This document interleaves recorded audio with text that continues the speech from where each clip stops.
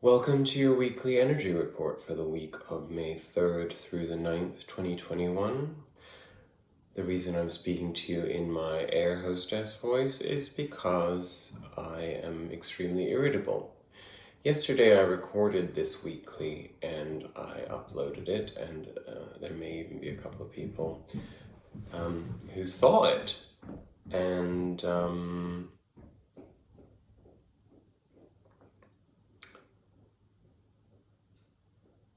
I took it down because I was afraid that it was too infused with my personal emotions. I have not been feeling particularly good, nor have I been feeling particularly inspired. In fact, I even contemplated not doing these videos at all anymore, and that's not to say that the videos themselves are the trigger for my frustration. It's just simply that I wasn't paying attention to exactly what the astrology of this time is all about, which is we have no choice at this point but to remove ourselves from the things that do not serve us, the things that are keeping us in our alleged illusory comfort zone. And if we don't move away from them voluntarily, they will be shifted by the universe in whichever way it sees fit. Now, I can't speak for your life, but I will give you a little bit of scope in terms of my own personal perspective on that. We have the Sun squaring Saturn this week, and it's a very intense transit, and it shines a light on all of the infrastructural, authoritarian value structures, traditions that we're still holding on to. In that Four of Pentacles, miserly, poverty consciousness preparing kind of mindset. And personally, what I've seen is that everything in the external world has been under a magnifying glass of just like, if I could, I wish I could, this isn't really a word, but I'm going to say it, a shitometer. In other words, something that measures the degree of shit in everything. And that reader has been at the very high end of the needle pointing reading, and it's been very uncomfortable. It's as if, you know, I've lived in this little bubble of self-congratulatory illusion of telling myself, oh, look, you've managed to reestablish this, this, and this in your life.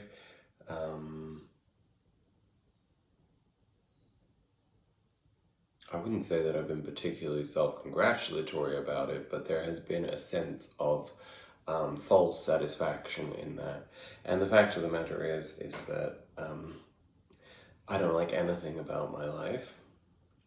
And I speak on this from the perspective that this is a universal issue. And if you are very comfortable in your life right now and you love everything about it, then by all means, best of luck to you on that journey. I hope that you are correct in assuming that these things are the way they should be. And perhaps you've been doing a type of simplicity-driven work in your life that has allowed you to be more anchored in things that are that serve you to your fullest satisfaction and sense of balance. But the vast majority of us are not in that space, and as we've talked about in previous weeks, Taurus season, now that we're in the second decan of of Taurus season. It's like we've moved beyond the self-esteem aspect, and that's not to say that we've resolved self-esteem issues. It means that the spotlight was on those self-esteem issues. So in fact, it's more of an accumulation in many ways, because it's like you get to the point where you're like, oh, you know, all of the things that you lack in terms of your self-worth, and then you move into the second decan where it's like, and then you got to take it outside of yourself. So if you struggle with that, then you're going to be struggling a lot right now.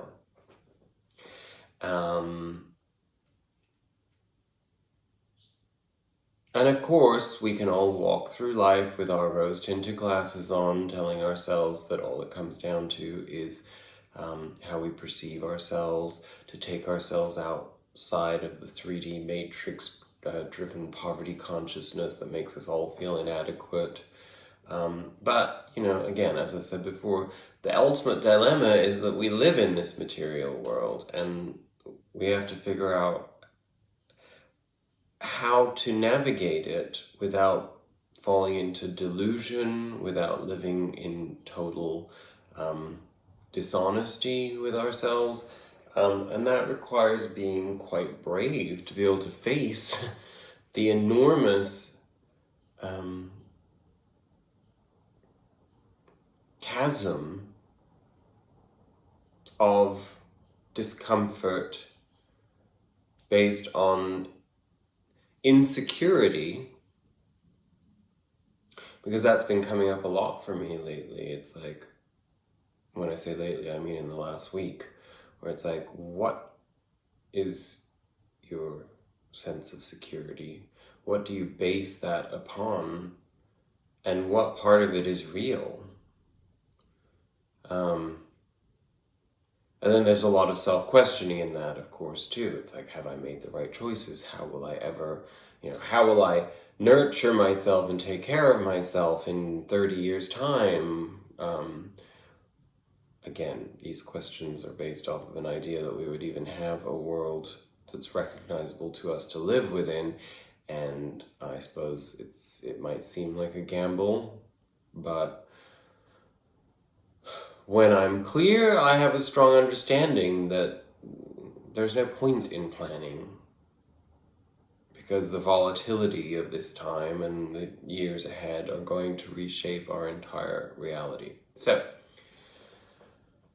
I say all of that because if it resonates with you, I understand completely what you're going through. It's not fun to have to question your choices and question your value system, and perhaps even worse is to be reminded of the things that you already know that you turn a blind eye to in order to maintain a sense of comfort and a illusory security.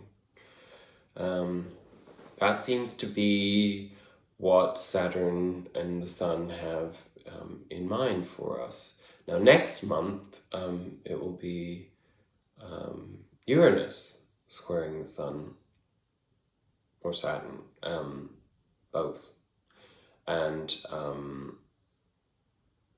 well, we'll explore that energy when the time comes, but I would imagine it will be further corroboration of volatility in the world around us, and perhaps even in our own value system. So, a lot of unraveling if we're in alignment with the energy. And let's hope, for your sake, that you are in a place where you can ease your way through those energies, observe them, analyze them, experience them with an open mind and an open heart, in order that you might invite in new perspectives that will actually ultimately alleviate the burden of conscience.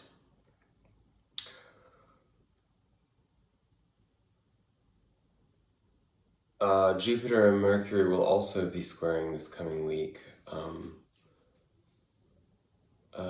this will be enhancing our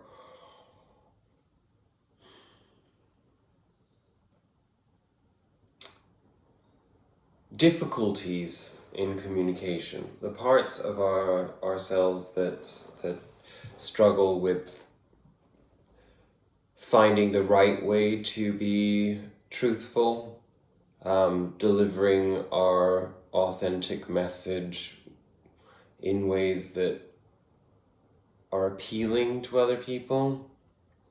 All of this is very complex, and I don't really like delivering predictive astrology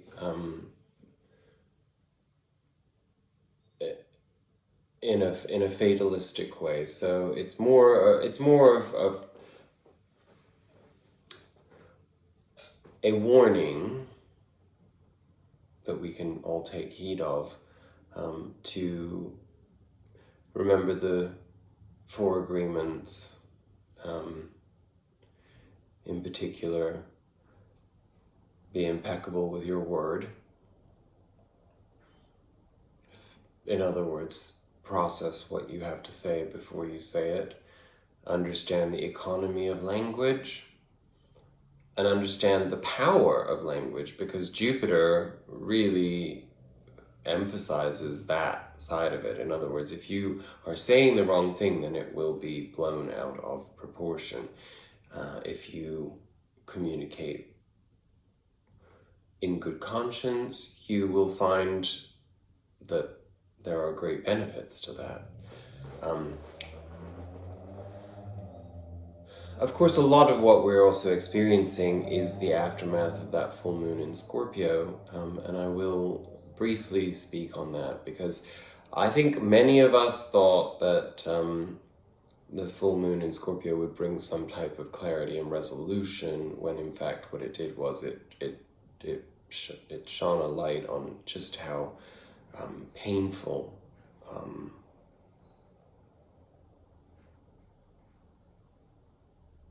the death process is.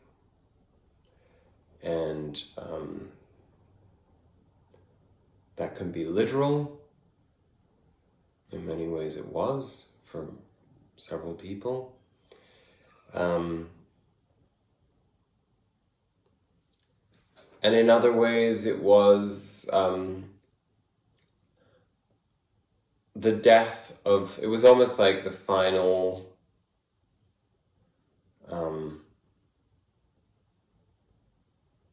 nail in the coffin on certain illusions. So again, I will leave that to you to figure out how that fits into your narrative, but I did not find it particularly unburdening. I found it extremely taxing and dark, and I still seem to be walking in the aftermath of that. And Sun squaring Saturn, not exactly making that any easier right now. So, on that note, if you have the patience and the endurance and the desire to continue, we'll move into our reading now. Yeah. A lot of this is about acceptance. Acceptance of the things that we cannot change. That doesn't mean surrender, because there's no weakening in the acceptance. It's simply breaking free of illusions. Okay, so we start out pretty clearly with our underlying energy being the 4 of Cups, which is a sense of inertia and dissatisfaction emotionally. It's where we don't actually know how to find a sense of fulfillment in the experiences on offer to us. The different parts of our lives, whether that be professional, social, family, romantic, or in my case, pretty much it only comes down to the relationship I have with myself, because it's pretty much the only relationship I seem to have these days.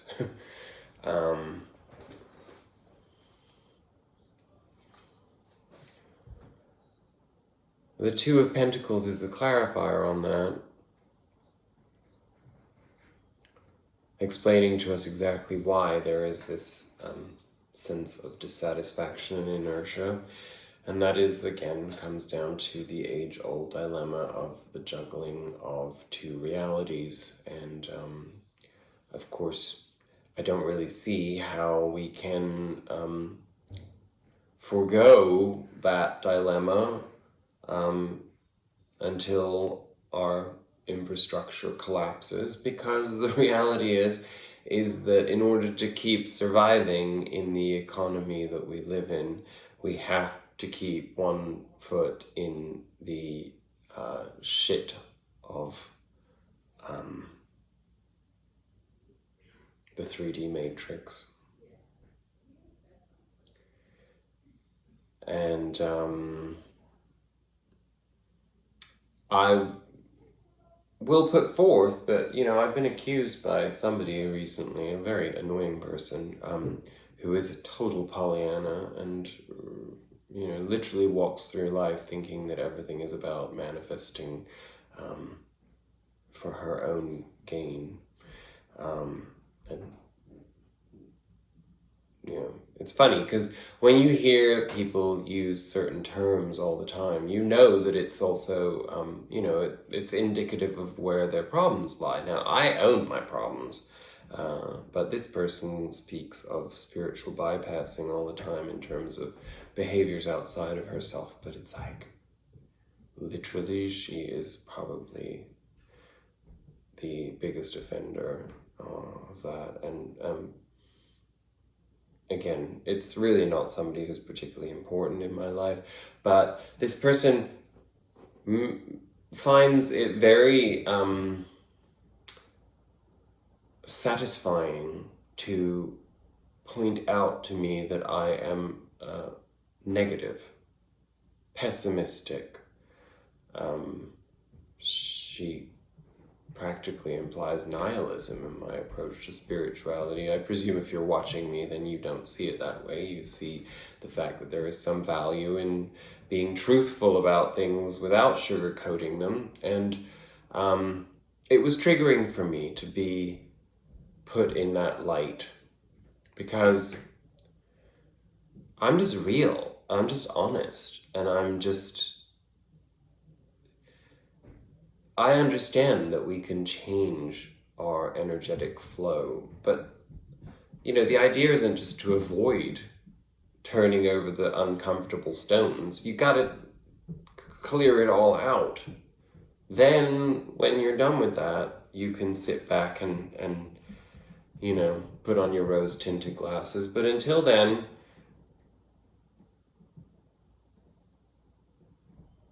how can you ignore the big picture?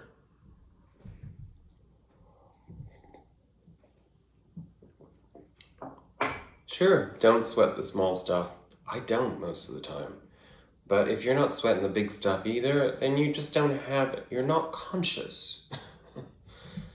I just don't know how I get away from this shit.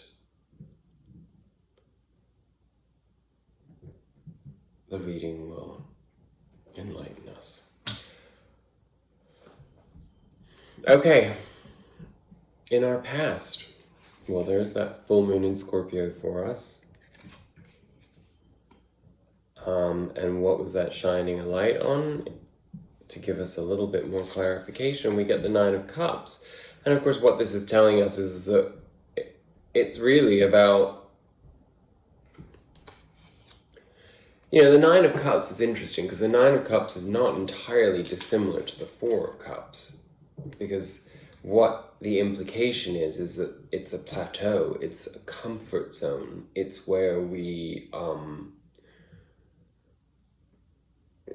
let's take, so we've got the full alphabet, and, maybe A through P is great in your life, but you haven't focused beyond P, and you've got to go all the way through Z. So the Nine of Cups is where A through P is in your mind. You're holding on to the idea that that's enough for you, when it's integral to your full scope of life to keep going. You know, it's an Eight of Cups perspective. You know, I mean, I suppose that makes sense. You go from the 8 to the 9, so it's like it's infused by that need to keep going. So the Nine of Cups is where we realize that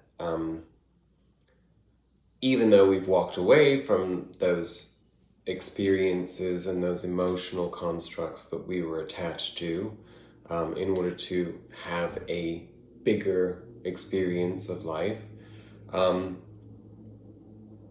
we're faced with ourselves, and while we might have satisfaction within ourselves, that we can provide a certain number of things for ourselves, you know, we're missing the Ten of Cups, which is where the inner satisfaction trickles over into the world around us. It's a synergistic energy, and the Nine of Cups implies that the synergy isn't really there because we're focused on the self. And the discovery of this as a result of that full moon in Scorpio led us to this Hanged Man energy, which of course we speak of mostly as being a voluntary pause to take stock of what we're willing to sacrifice and what we're willing to grow. And, you know, more often than not, I don't think we really experience sacrifice as being voluntary. We tend to, of course, because of all that Piscean era conditioning, we tend to find victimhood in sacrifice. Again, all of these things are like, you know, I mean, if you're living just in terms of, you know, again, this is the infinity symbol, but it's off kilter, right? So if we balance this out, there's still two realities. We have to drop one of them. But again, when we live in the 3D matrix, it's impossible just to drop one of these. So we have to find that synergy. And obviously that's where this problem, where this imbalance comes from, is the lack of synergy between the mundane aspects of our lives and the spiritual aspects of our lives. And that is what all of these influences, such as the Sun squaring Saturn, really are all about. They're about cutting away at the things that hinder that flow. And eventually we'll have something to celebrate.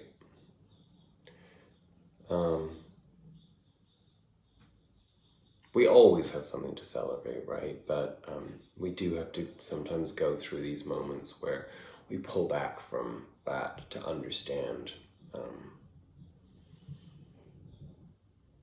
what is illusion and what is truth in our drive, in our experiences, in our perception. So that's what the Hanged Man does for us, and that's where we're at right now as I record this. And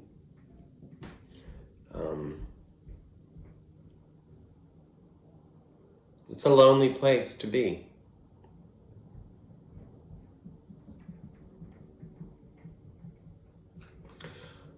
The clarifier on that row of our past energy is the Wheel of Fortune. So all of this is necessary in order for the wheel to turn, in order for us to then move into a new experience. So there is the beauty in that combined energy.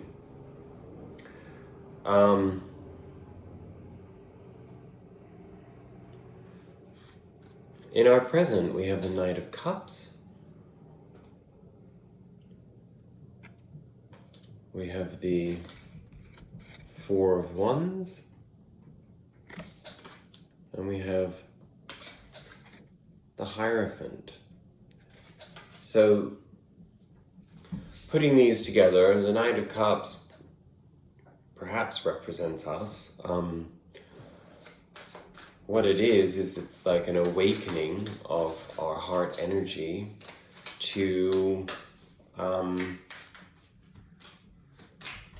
new pathway towards an emotional drive, a surge of energy from the heart in order to make the path ahead more inspired.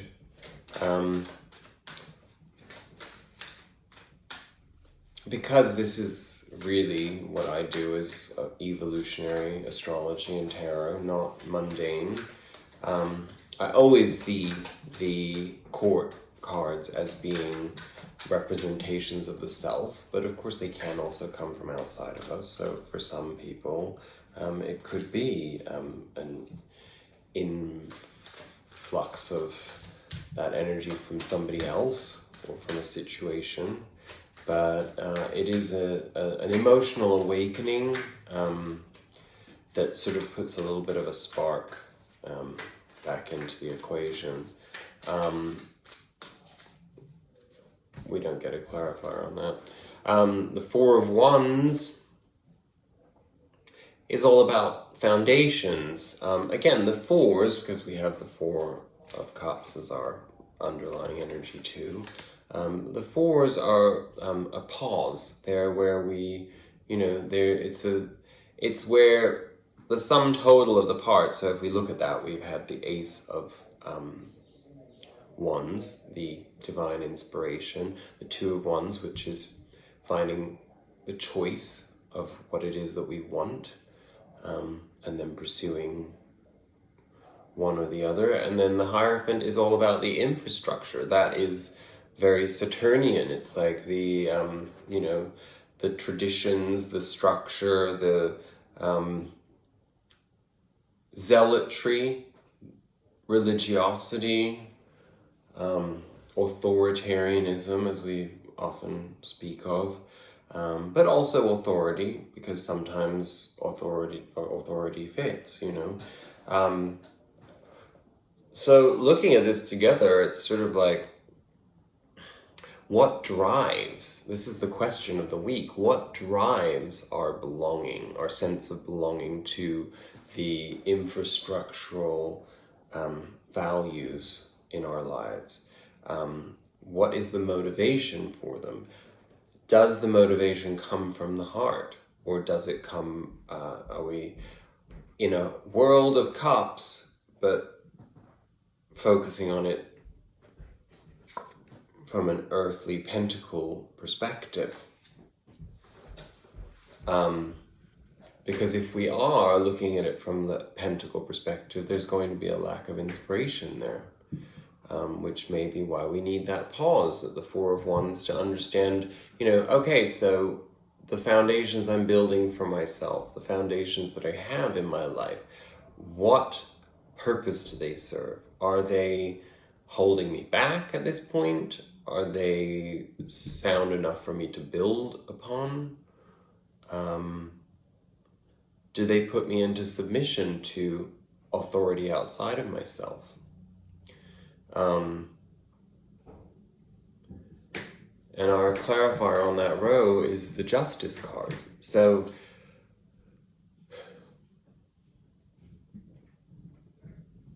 this is the idea that no matter what conclusion we come to from asking ourselves those questions, there is justice in that, in the sense that it will drive us forward to having a better understanding of what it is that we need to move away from, what we need to integrate further, what we need to reinforce, and what we need to get rid of entirely.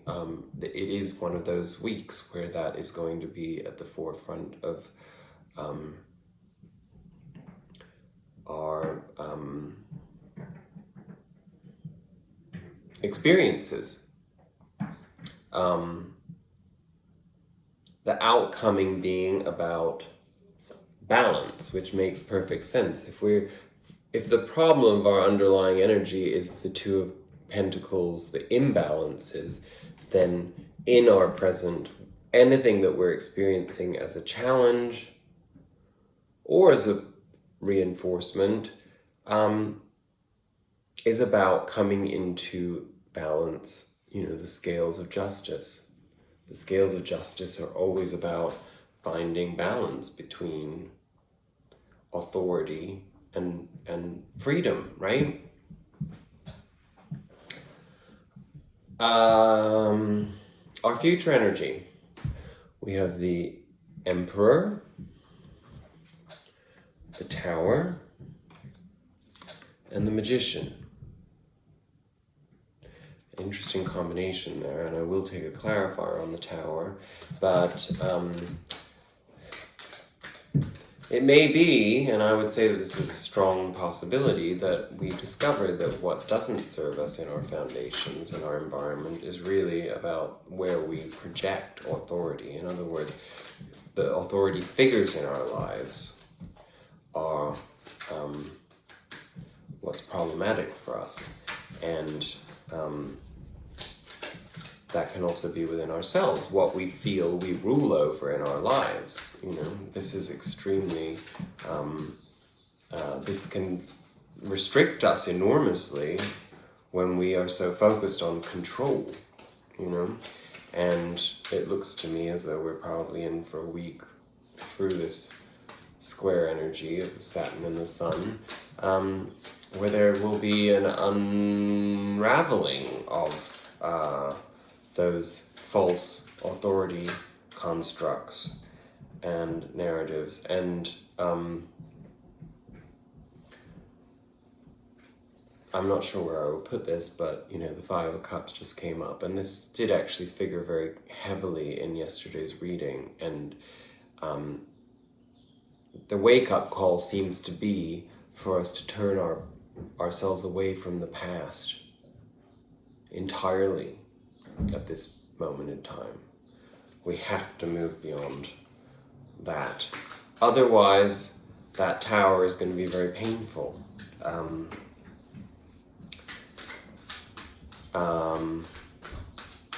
I would like a clarifier on that. I mean, of course, the Magician tells us that whatever that Tower is that comes as a result of having to move away from the false authority constructs in our lives, is an awakening to what we have the capacity to create within ourselves, what we have the power to manifest. And when we put our, it may be a boss, it may be a husband or a wife or a partner, it may be the government, it may be a club that you belong to, it may be me if you watch this religiously and you don't think enough for yourself, or you, I don't know, I mean, I don't think that would be the case with me because I don't particularly impose beliefs. I always try to present what's mine as mine and give space for whatever you can gain from that. But the clarifier on all of the clarifier on the Emperor to the Magician is the King of Swords. So that is the authority of truth within us.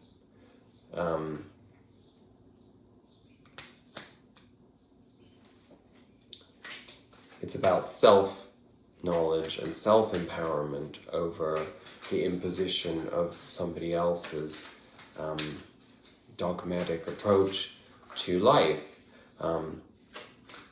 Personally, I can see this being very much, for me, it's like in my professional life, I do have a lot of issues with that. I don't share the beliefs, I don't share the values of some of the authority figures in my professional life, and it's very taxing for me. My entire moral system is under attack currently. I know, just that little thing. Oh God. The Tower is clarified by the Two of Wands. And again, the Two of Wands really is the replacement for this, because this is when we put one of these pentacles down. You know, he has a staff over here and a staff over here that he's holding. He's put one of these down, and he is carrying the globe in his hands, or the pentacle.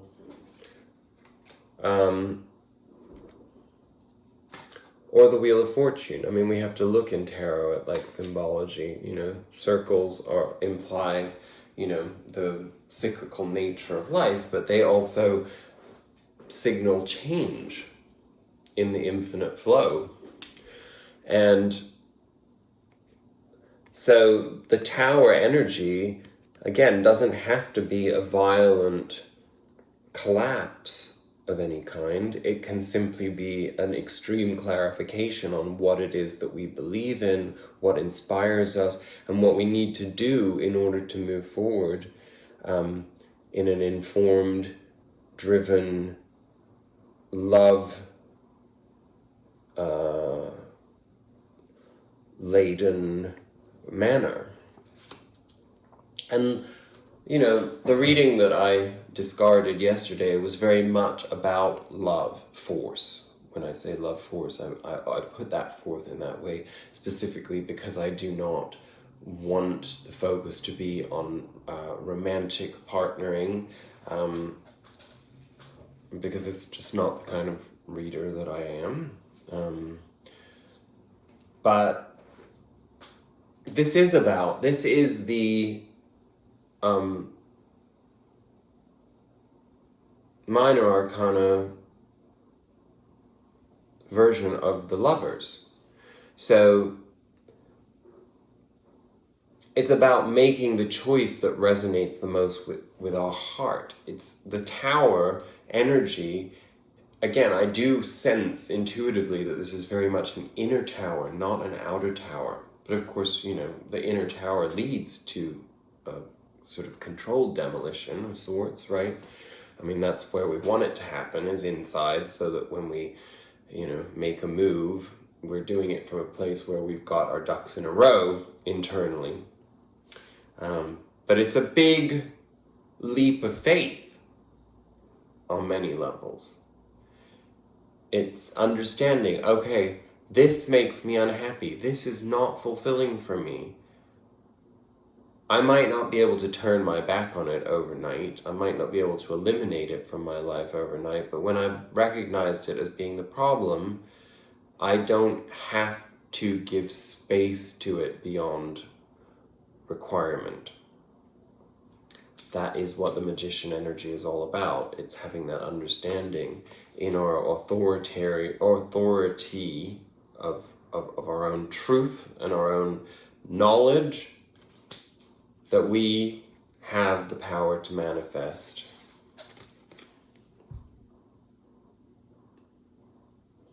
Everything that we need. And as we get better at the alchemical process, we can even eventually focus on manifesting the things that we desire. Our clarifying energy for that entire row is the moon. So again, the focus coming down to the understanding of our own mastery of this duality. You know, the Scorpio, again, couldn't be more on the nose in terms of that Scorpio full moon. The scorpion, should I say, emerges, or the lobster, if you prefer to see it as a lobster. I always see it as the sea scorpion. It emerges. Now we have to remember, what is a lobster or a scorpion? You know,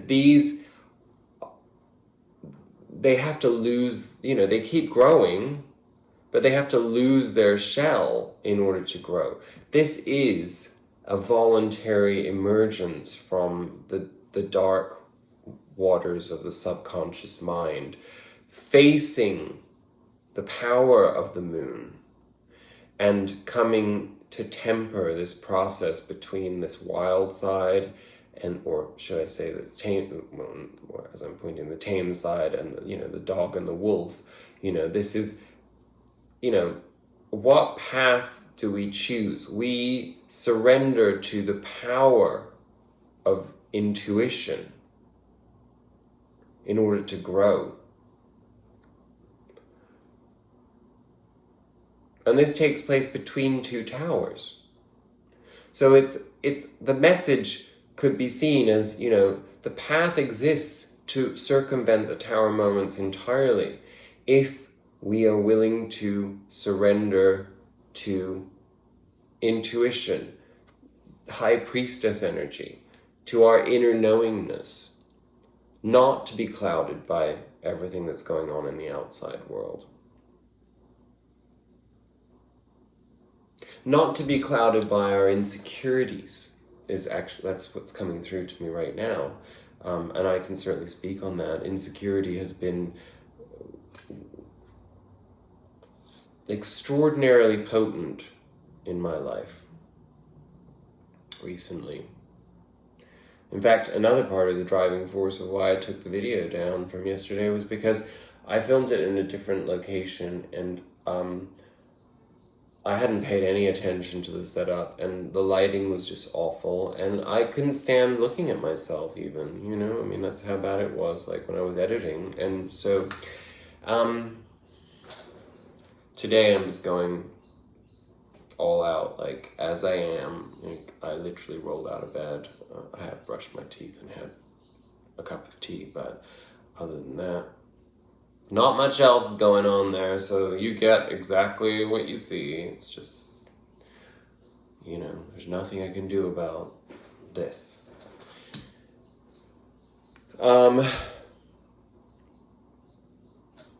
Before I do that, I will tell you, and I know I did this a little bit differently, and it will be a shorter reading as a result of this, but I took just one Sacred Destiny Oracle card. Didn't take any other Oracle cards. And we got the Pleasure card again. Now again, take a look at the similarities there. See that? It's I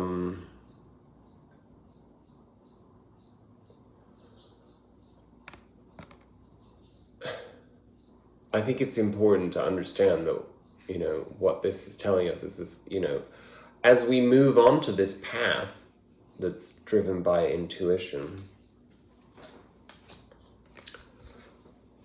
we have to focus on what pleasure we find in a step-by-step manner. This is very prevalent in the abandoned reading, that we have to take things methodically, one step at a time, and we have to be present for each of those steps, and we have to imbue each of those steps with everything that we can from the realm of Venus: beauty, enjoyment, pleasure. Savor your life, each and every part of it. Take pleasure in slowing down and experiencing each of your senses. Taste your food with full gusto. Inhale the scents of the world around you. Enjoy the colors and textures of your life. This is truly a stop and smell the roses card. Embrace your sensuality. Move in a languid way. Let pleasure be your password into every intimate part of your life. Allow your life to be less about being productive and more about enjoying each moment with verve, and a radiant energy will flow through you in all directions of your life. And that's actually really simple, but it honestly, right now, on this side of the sun squaring Saturn, I don't see the pathway, so something for me to work on. One last card. I just took one Osho card for the overall energy of the week ahead and our outcome. And we got Flowering, which is the Queen of Pentacles. So let me read for you from the book. The Queen of Rainbows is like a fantastic plant that has reached the apex of its flowering and its colors. She is very sexual, very alive, and full of possibilities. She snaps her fingers to the music of love, and her zodiac necklace is placed in a way that Venus lies over her heart. The sleeves of her garment contain an abundance of seeds, and as the wind blows, the seeds will be scattered to take root where they may. She is not concerned whether they land on the soil or on the rocks. She is just spreading them everywhere in sheer celebration of life and love. Flowers fall on her from above in harmony with her own flowering, and the waters of emotion swirl playfully beneath the flower on which she sits. You might feel like a garden of flowers right now, showered with blessings from everywhere. Welcome the bees, invite the birds to drink your nectar, spread your joy around for all to share. Zen wants you living in abundance, living in totality, living intensely, not at the minimum as Christianity wants you, but at the maximum, overflowing. Your life should reach to others. Your blissfulness, your benediction, your ecstasy should not be contained within you like a seed. It should open like a flower and spread its fragrance to all and sundry, not only to the friends, but to the strangers too. This is real compassion. This is real love. Sharing your enlightenment, sharing your dance of the beyond. And that, well, certainly speaks to where I know I need to change my own energy. And I can only be as real as I am and as direct as I am, and I present myself in authenticity. I will do so unapologetically and unashamedly, even though there is a part of me that always feels a little bad when I'm not able to be more